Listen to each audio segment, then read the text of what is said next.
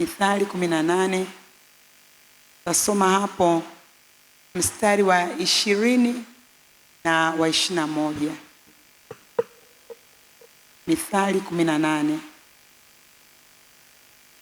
Biblia inasema, nitasoma, lakini kabla sijasoma nipende kutambua neema inayokaa ndani ya mtumishi wa Mungu Apostle Nyakura Onesimo Ndegi.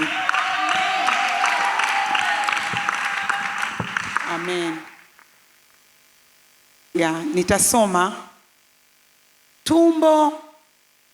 Tumbo la mtu litajazwa matunda ya kinywa chake, atashiba mazao ya midomo yake. Maana mauti na uzima huwa katika uwezo wa ulimi, na wao waupendao watakula matunda yake. Baba, asante kwa ajili ya jioni hii, jioni takatifu. Uko mahali hapa, basi Bwana ukatusaidie ulisikia hili neno na liwe kamili katika utukufu ule uliokusudia katika milele. Asante kwa kuwa kila mmoja utamfanya kusikia na kuwa katika ule utukufu wa hili neno, katika jina la Yesu, amen. Leo pia tutakwenda kuangalia nguvu ya kinywa. Nguvu ya kinywa. Watu wengi wanafikiri mdomo ni kwa ajili tu ya kula, lakini ukiangalia mdomo ni zaidi ya kula. Kula ni sehemu ndogo sana ya kazi ya mdomo, kwa sababu mdomo unaweza ukala asubuhi, alafu tena ukala mchana, alafu tena ukala usiku. Kwa hiyo ukikaa kufikiria kwamba hiki kinywa kazi yake ni kula tu, utakuwa umekosea. Kinywa kina kazi kubwa zaidi ya kutumika kula chakula. Kikiangalia kinywa huwa akili kila kitu, kwa sababu kuna vitu ambavyo ukijaribu kuviweka mdomoni, mdomo unakataa. Hata itokee tu kwa bahati mbaya unakula wali, afu ndani ya wali uwe na jiwe, angalia mdomo unapopata shida kupembua hilo jiwe, sababu mdomo hauko tayari kula chochote. Wenyewe una mifumo yake inayotambulisha kitu sahihi cha kukila na kisicho sahihi. Kwa mdomo una nguvu ya kupembua una nguvu ya kupembua. Ndio maana una kitu sahihi ukipi nafasi utajikuta tu umekitema, kwa sababu mdomo una sheria zake. Sasa pamoja na kwamba mdomo unajua chakula, lakini mdomo umepewa ofisi kubwa juu ya maisha yetu. Unajua Mungu tunayemwabudu ana operate kwa neno. Sasa Biblia inatuguide na kutuambia kwamba huyu Baba Mungu, yeye ambaye hujiendesha kwa mfumo wa neno, yeye alivyo mbinguni ndivyo na sisi watu wake tulivyo hapa duniani. Ona sisi mfumo wetu wa kujiendesha. Kwa hiyo kinywa na neno, mdomo umepewa kusema. Kuna maneno yanatakiwa yatoke kinywani mwako ili yatengeneze namna ya maisha unayopaswa kuyaishi. Watu wengine wanafikiria kwamba maisha yao yanategemea labda wazazi wao, elimu yako.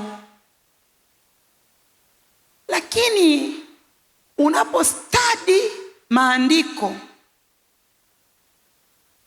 yanaongelea nafasi ya maneno yako kwenye maisha yako. Tumesoma hapa baadhi ya maandiko kwenye kitabu cha Mithali. Ni muhimu sana. Huyu mwandishi wa Mithali anajaribu kutuambia ukweli halisi wa ile nguvu iliyo kwenye vinywa vyetu.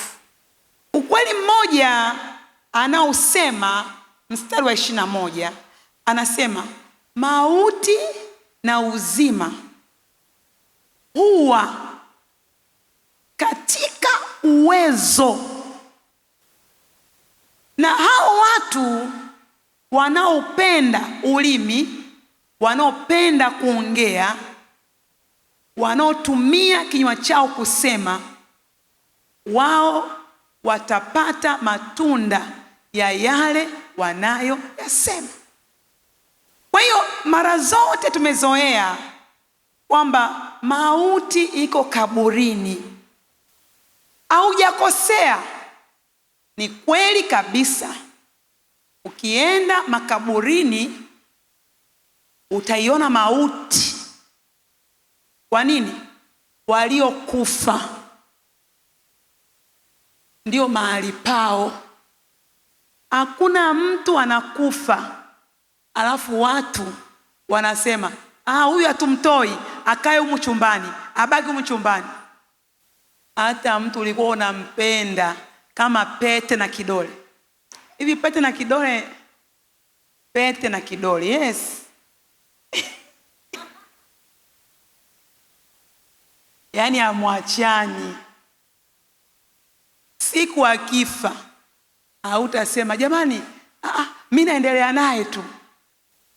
Utasonga we mwenyewe mpaka makaburini kamwache huko, sababu ni maiti. Ni kweli kabisa, makaburini kuna mauti. Lakini kuna mauti nyingine nazungumzwa hapa ambayo lazima tuiangalie. Hii mauti ni mauti ya namna gani? Maana anasema mauti na uzima uwa. Biblia ni lugha na kanuni. Uwa, akisema uwa ana maana yani mauti na uzima vinadumu kwenye uwezo wa ulimi. Akizungumzia ulimi, azungumzia structure hii. Anazungumzia mauti na uzima uwa kwenye maneno yetu. Kuna maneno ambayo yanazalisha mauti. Kuna maneno ukiyasema kazi yake ni kuua. Kwa hiyo kabla mauti ya kaburini haijatokea, inawezekana hiyo mauti ya kaburini imezalishwa na mauti iliyomo wapi? Mdomoni. Kwa nisianze kuogopa mauti zilizoko makaburini, lakini lazima niangalie mauti iliyomo kwenye mdomo wangu inafanyaje kazi, kwa sababu hii iliyoko mdomoni yenyewe ndio ina nguvu. Hii mauti iliyomo mdomoni nikiweza kuikontrol, mauti ya makaburini inaweza isitokee. Haya maneno nayaongea yana nguvu, kwa sababu kawaida ya maneno huwa yako hai. Tabia ya maneno huwa hayarudi bure. Kila neno lina mtawala wake. Kila neno unaloongea lina mtawala wake. Biblia inatuambia, tasoma kidogo, fungua pamoja na mimi Yeremia 1:12. Yeremia 1:12, neno la Mungu linasema, ndipo Bwana akaniambia, umeona vema, kwa maana ninaliangalia neno langu ili nilitimize. Kwa hiyo hapa Bwana anamwambia Yeremia, anamwambia umeona vema, kwa maana mimi Mungu kazi yangu ni kuliangalia neno langu ambalo linatoka kwenye kinywa chako nipate kulitimiza. Kwa hiyo Roho Mtakatifu ni wa ajabu, yuko hapa kwenye maisha yetu ili nikisema cha Mungu yeye ahakikishe kimetokea. Sasa ukisema cha Mungu, mtawala wa kufanyia kazi kile cha Mungu ndio huyu Roho Mtakatifu. Ndio huyu Roho Mtakatifu. Lakini ukisema kibaya, ukisema kiovu, ukisema kisichofaa, ukisema chenye mauti, nataka nikwambie ulimwengu wa kimungu unatawaliwa na neno, na ulimwengu wa giza unatawaliwa na maneno. Kwa maisha yote ya hatima ya mwanadamu yako hapa. Unaongea nini?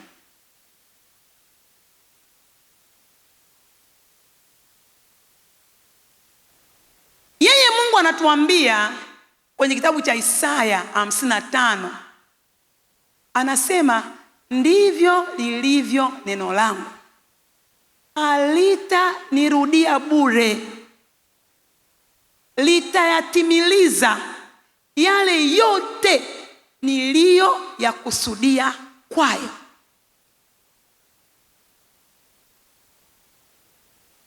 Kwa neno la Mungu likitoka kinywani mwako, lenyewe linatafuta utimilifu, na anayelifanya litimie ni yeye Roho Mtakatifu, kwa sababu yuko pale analiangalia liweze kutimia, kwa kuwa ameshasema neno lake halirudi bure. Sasa ili neno la Mungu likitoka kinywani mwangu ni faida.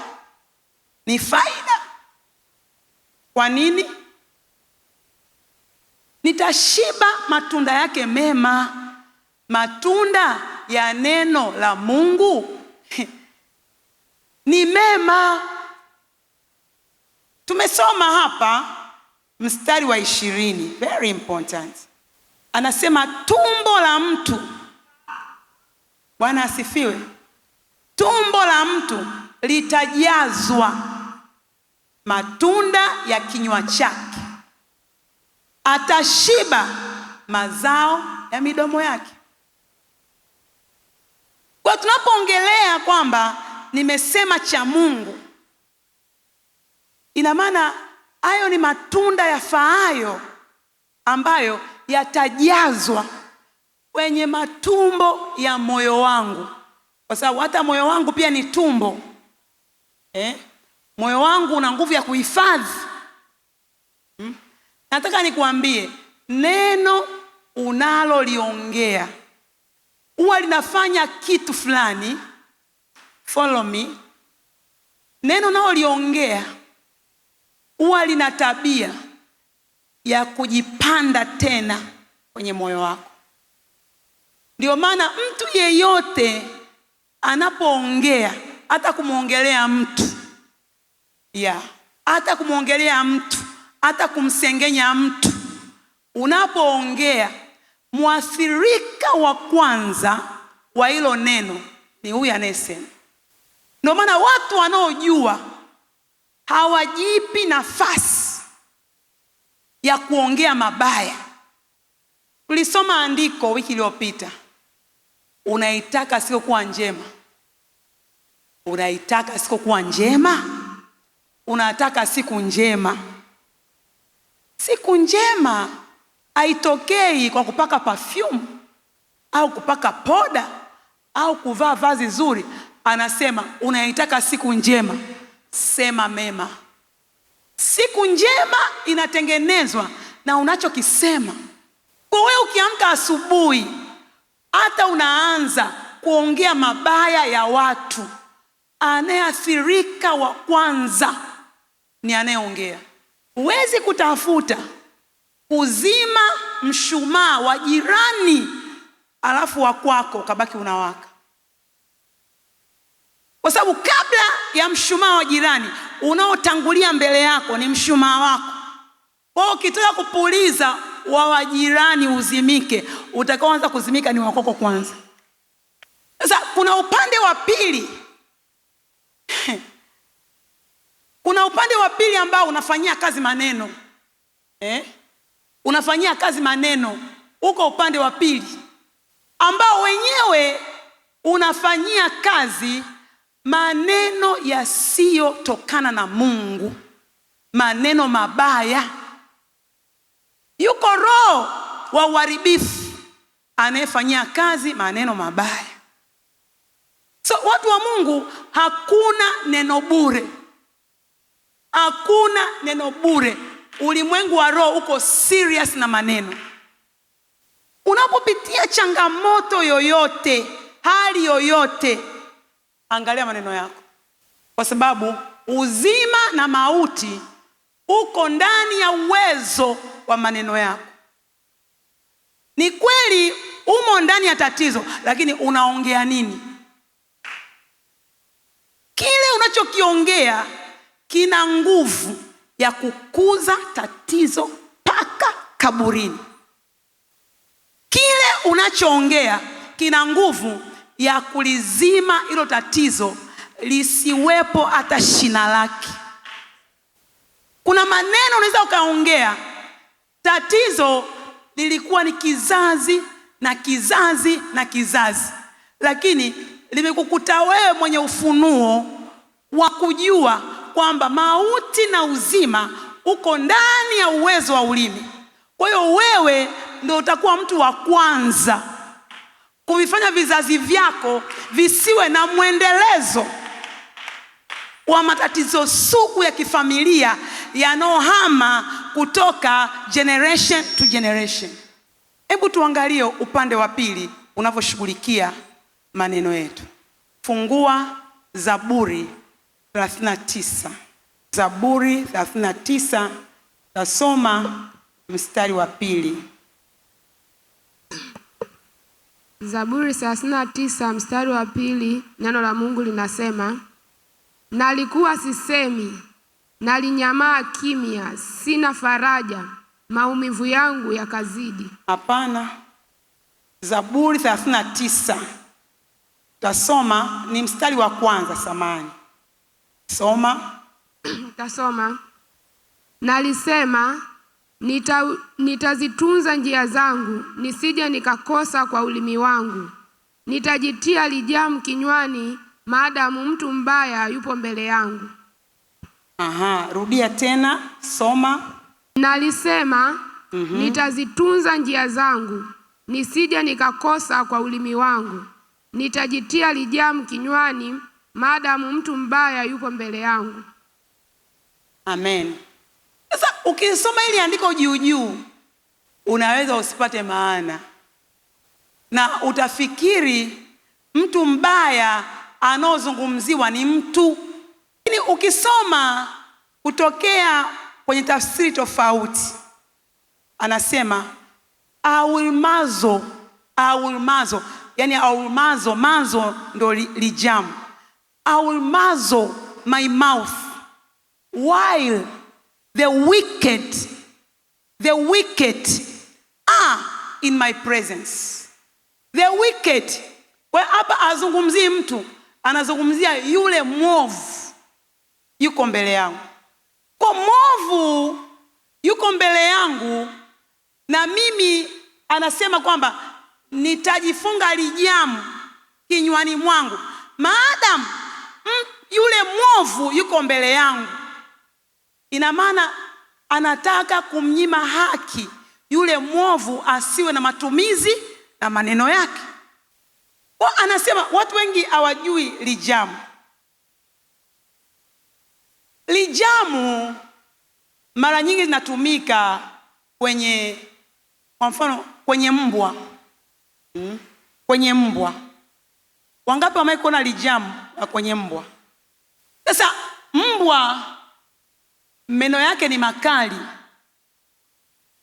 Kwa hiyo mbwa anapomwona adui, yeye anachotafuta ni kung'ata. Anatafuta kung'ata, ashambulie kwa kung'ata. Kwa hiyo unapotaka mbwa asing'ate, kuna kitu unamfunga hapa mdomoni. Kwa hiyo atakuwa anabweka, lakini meno yake yamezuiliwa. Meno yake, mdomo wake unaonekana, ila meno yake yamezuiliwa. Kwa hiyo meno yake hayawezi kubite, hayawezi kung'ata. Kwa atapiga tu makelele pale, lakini hana cha kufanya kwa sababu kuna kizuizi. Kwa mimi nishajua kwamba adui anatafuta maneno yangu ili aharibu maisha yangu. Kwa hiyo anatafuta niongee neno baya. Kwa mfano, neno baya ni lipi?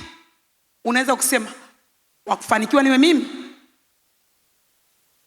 Wewe unaweza kuna neno umeongea jepesi, wakufanikiwa niwe mimi. Kama baba yangu akufanikiwa, hata mimi sina mahali pa kuendelea. Sisi tunakuaga hivyo hivyo. Kwa hiyo adui, ukishaongea maneno, adui anayafanyia kazi kuzuia mianya yote ya kufanikiwa. Hata kulikuwa na mtu anataka kusaidia akutafutie visa uende Canada, unamkuta amecancel. Kwa sababu adui anaoperate kwenye kila neno baya unaoliongea. Unaweza ukaanza kuongea, mimi si wa kupona, mimi si wa kupona, sijioni naishi, sijioni. Unajiona wapi kama ujioni unaishi? Unaongea kama vile unajifurahisha, au unaongea kama kawaida tu ya wanadamu, lakini hamna kawaida ya wanadamu. Maneno ni maneno. Sema, ewe Roho Mtakatifu, uniokoe na mauti iliyomo kwenye maneno yangu. Kwa watu wanaokoka, lakini hawajawahi kudhamiria kuitoa mauti vinywani mwao. Unaweza kukemea mauti iliyo kwenye biashara, unakemea mauti iliyopo kwenye mwili wako, unakemea mauti iliyomshika mtoto wako, unakemea mauti unayoiona usiku umelala, lakini hujawahi kupambana na mauti iliyo kinywani. Kwa hiyo unajikuta tu uko negative, uko negative, uko negative, unaongea tu negative, negative, negative, negative. Mimi ni mbaya. Hivi mtu kama mimi kweli anaweza kutokea mtu kunioa? Angalia meno yangu hayana mpangilio. Pua limefutuka. Jesus. Chogo, vimacho vyekundu. Sasa mtumishi, hiyo ni mauti unaongea.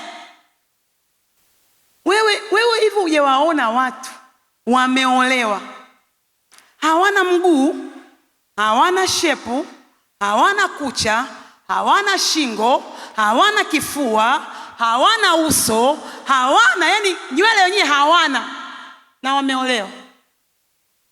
Uliza jina lako, hujai kuwaona?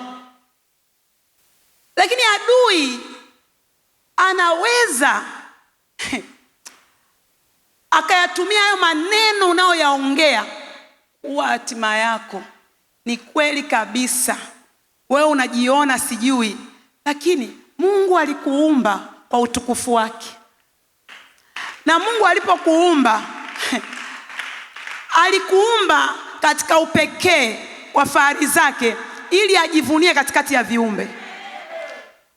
Wewe ili zao la kujikataa umelitoa wapi? Kwa adui anatumia yale maneno ya kujikataa kuwa fimbo ya kupigia.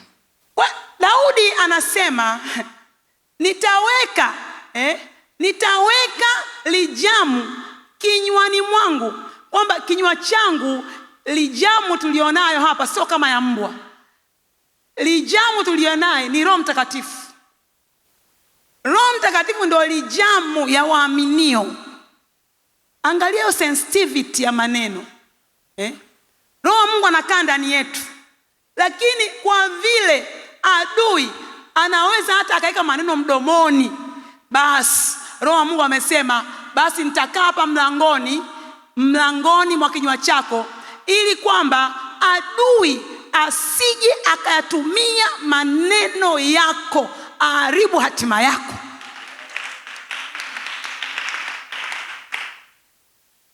Kwa Daudi anazungumza tena, anamaanisha. Ujue Daudi ni mtu ambaye hajawahi kushindwa. Kuna wimbo wa Daudi anasema maneno ya kinywa changu, mawazo yapate, e Bwana yu mwema we. Haya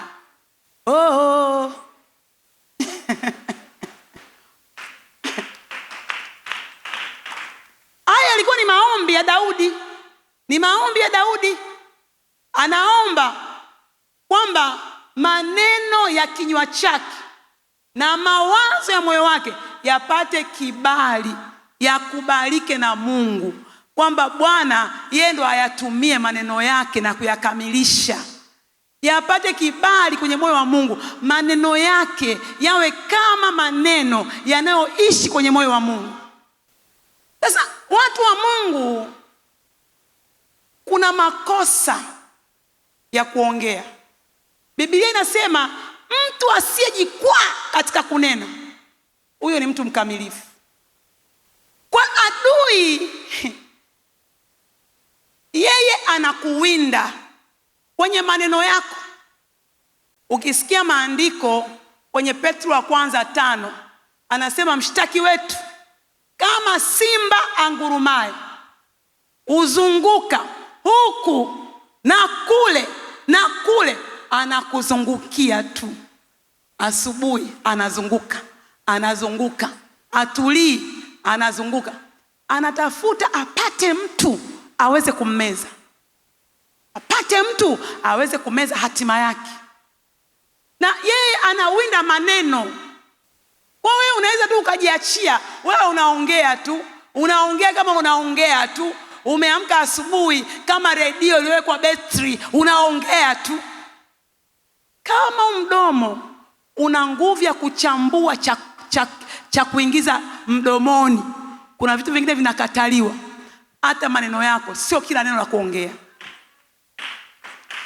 Haleluya. Nakwambia sio kila neno la kuongea.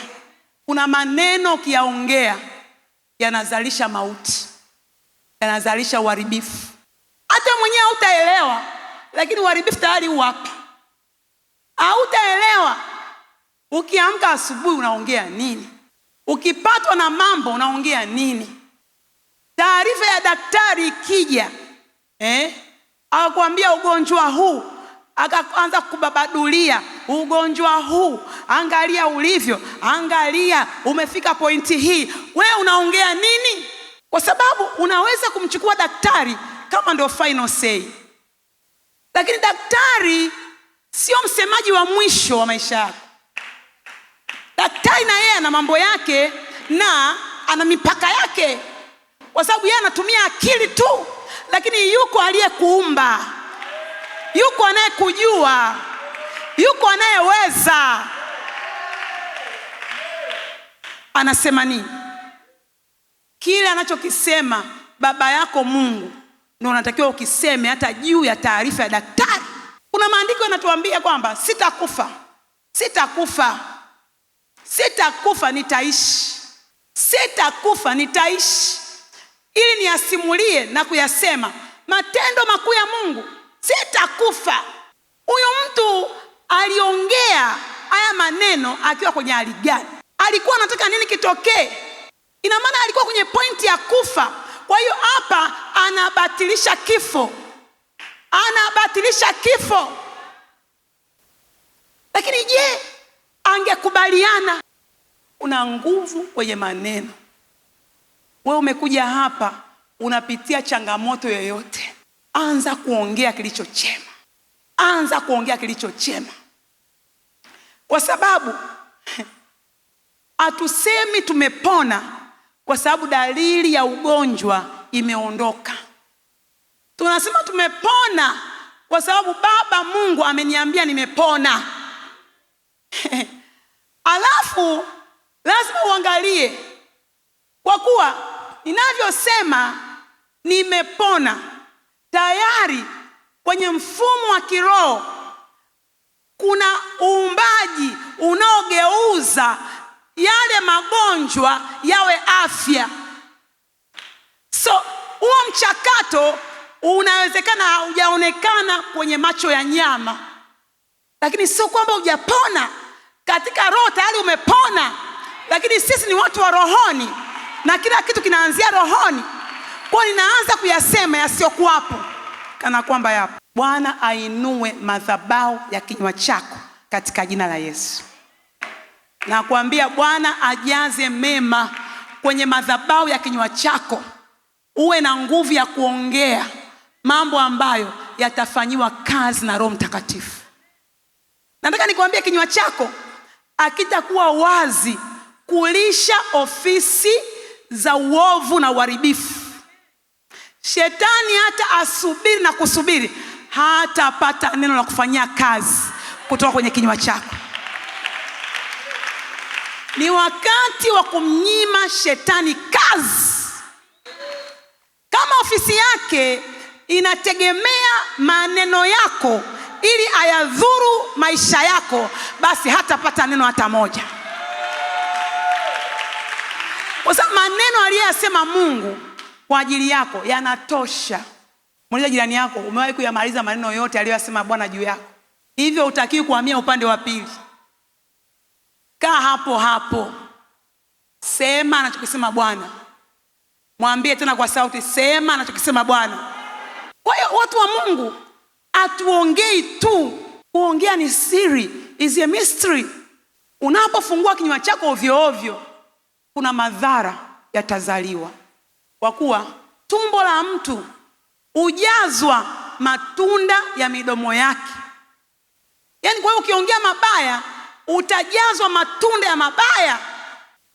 Kwa ninapoongea mema, matumbo yangu, matumbo ya moyo wangu, matumbo ya maisha yangu, matumbo ya mwili wangu, matumbo ya hatima yangu, matumbo ya familia yangu yatajazwa mema.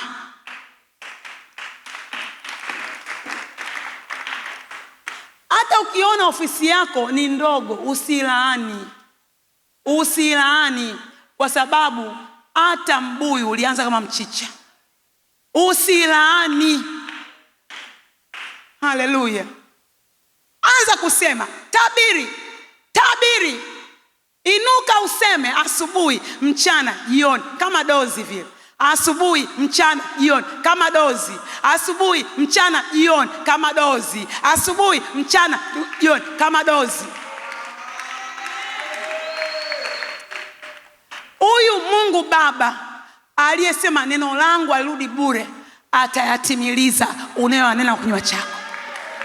Atayatimiliza hakika. Kwa uko mahali umeshikiliwa na chochote, leo ni siku yako ya uponyaji.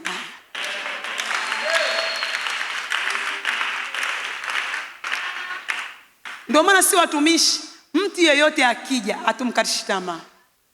Mtu yeyote akija, hata ana hali gani, hatumkatishi tamaa. Tunaongea kama Mungu, hatumkatishi tamaa.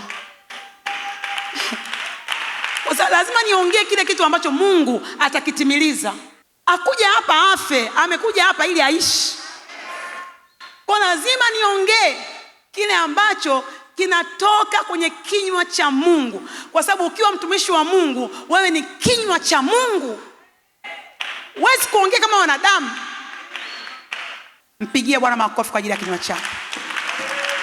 Naomba usimame. Naomba usimame. Sema, ewe Roho Mtakatifu, leo na kiinua kinywa changu. Kinywa changu ni kinywa kikuu. Roho wa Mungu, maisha yangu yote umeyahifadhi ndani ya maneno yanayozaliwa kwenye kinywa.